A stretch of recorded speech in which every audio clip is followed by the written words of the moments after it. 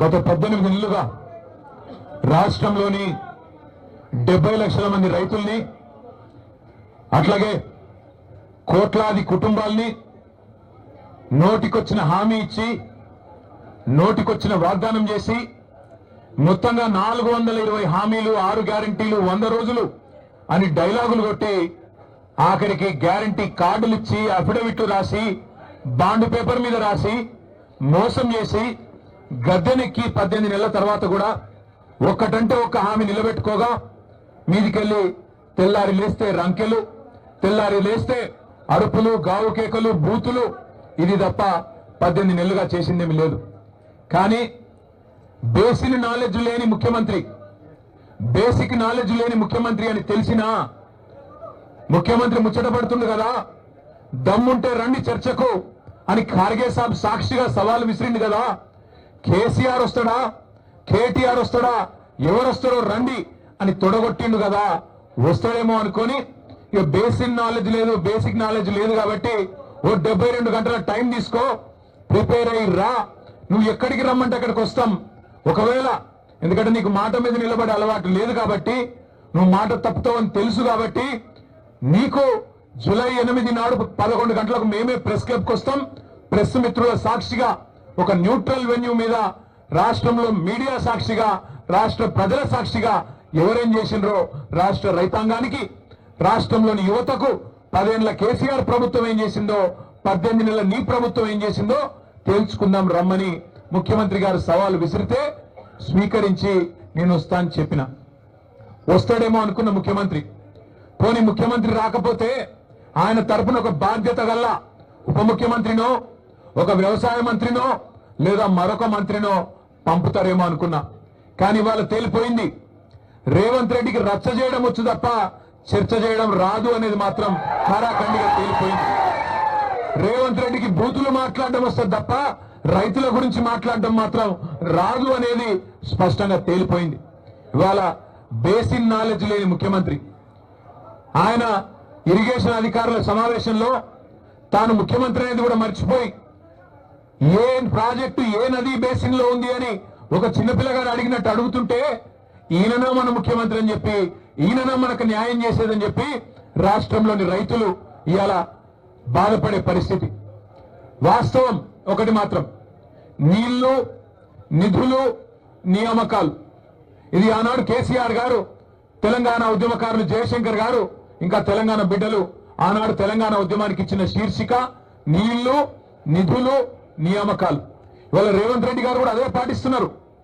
నీళ్లు, నిధులు, నియామకాలు.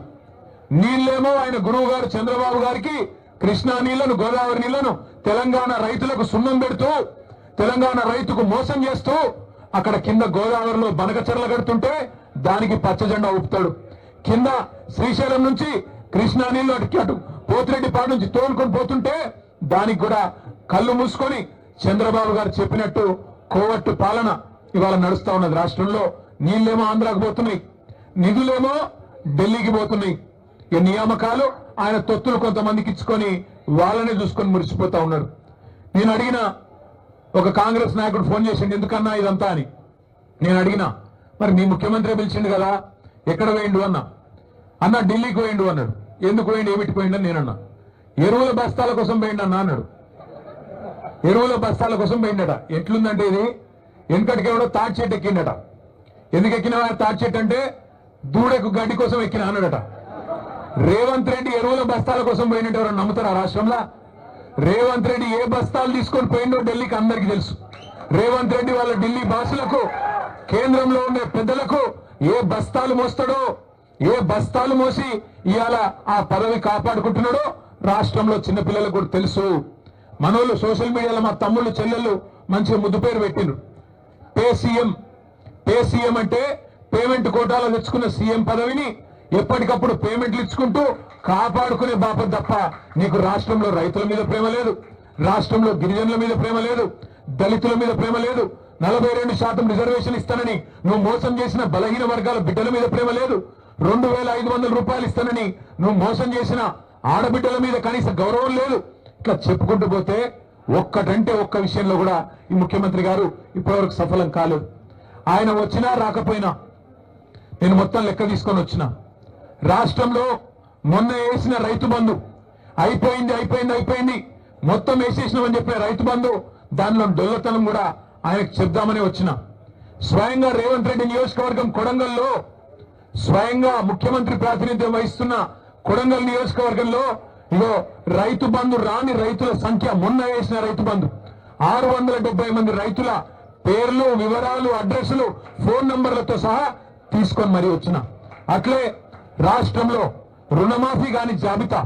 రుణమాఫీ కాని రైతుల జాబితా లక్షల సంఖ్యలో ఉన్నవారు వారందరి జాబితా కూడా తీసుకొని వచ్చినాం అట్లాగే ఈ రాష్ట్రంలో ఈ ప్రభుత్వం వచ్చిన తర్వాత రేవంత్ రెడ్డి గారి ప్రభుత్వం వచ్చిన తర్వాత మరణించిన బలవన్ మరణాలకు పాల్పడ్డ 600 మంది రైతుల లిస్టుతో సహా తీసుకొని వచ్చినాం అట్లాగే ఈ రాష్ట్రంలో బోనస్ రాక పంటలు అమ్ముకునే దిక్కులేక ప్రభుత్వం కొనక మిల్లర్లకు అమ్ముకొని నష్టపోయిన రైతుల జాబితా కూడా మీరు ఏమంటే ఇవ్వడానికి సిద్ధంగా ఉన్నాం ఇవాళ రాష్ట్రంలో ఎరువుల కొరత రైతులను సతమతం చేస్తున్నది ఒక ఆధార్ కార్డు మీద ఒకటే ఎరువు బస్తా ఒకటే యూరియా బస్తా ఇస్తామంటే ఇలా రైతులు మళ్ళా లైన్లు కట్టి చెప్పులు క్యూలో పెట్టి ఎదురు చూస్తా ఉన్నారు ఫర్టిలైజర్ దుకాణాల ముంగట రేవంత్ రెడ్డి అధికారంలోకి వచ్చే ముందు ఒక పాటను తయారు చేసి దేశం మీదకి వదిలిరు మళ్ళీ ఆనాటి రోజులు తీసుకొస్తామని చెప్పారు నిజంగానే ఆనాటి రోజులు తెచ్చిండ్రు ఆనాటి రోజులు కరెంటు కోతల రోజులు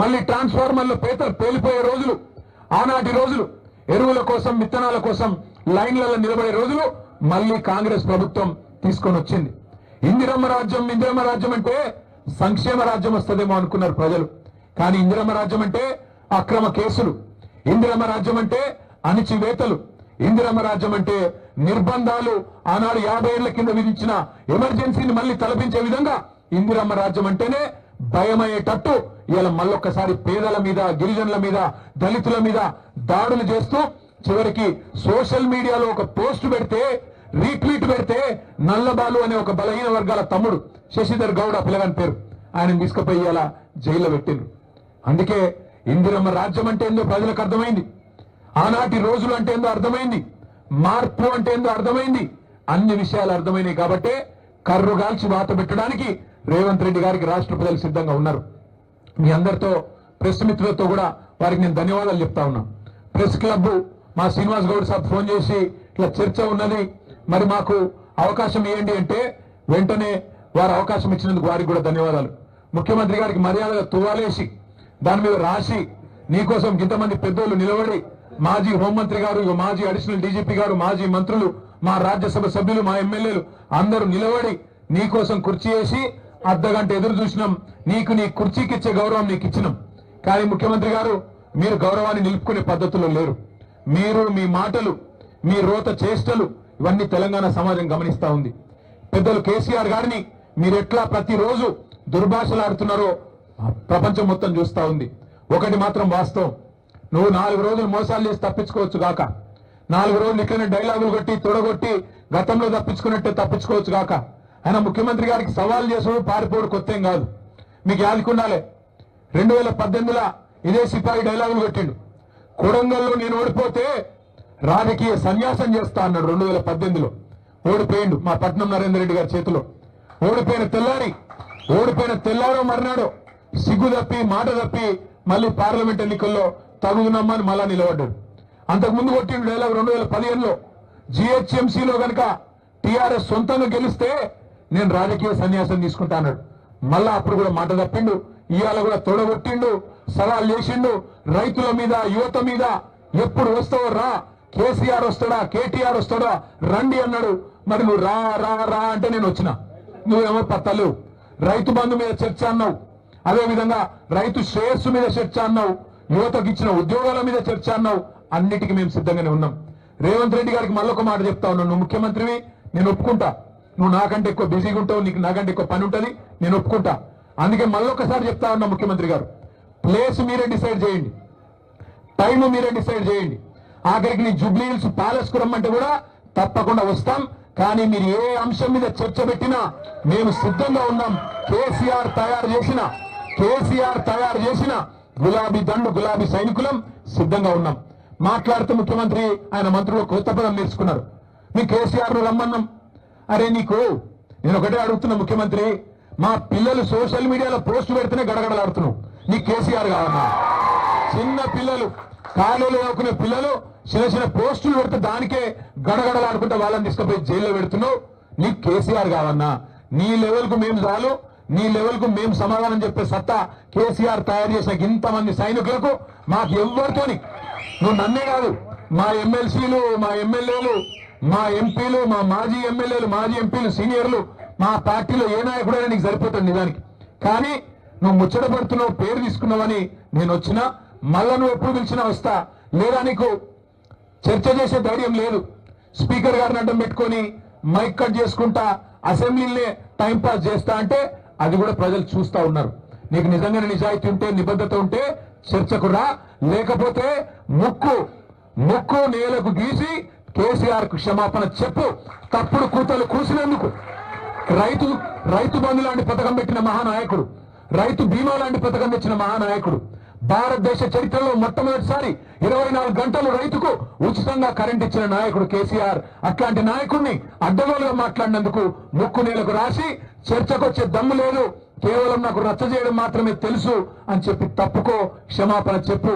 అంతేగాని ఇట్లాంటి పనికిమాలిన డైలాగులు, పనికిమాలిన సవాళ్లు మరొకసారి విసిరొద్దు.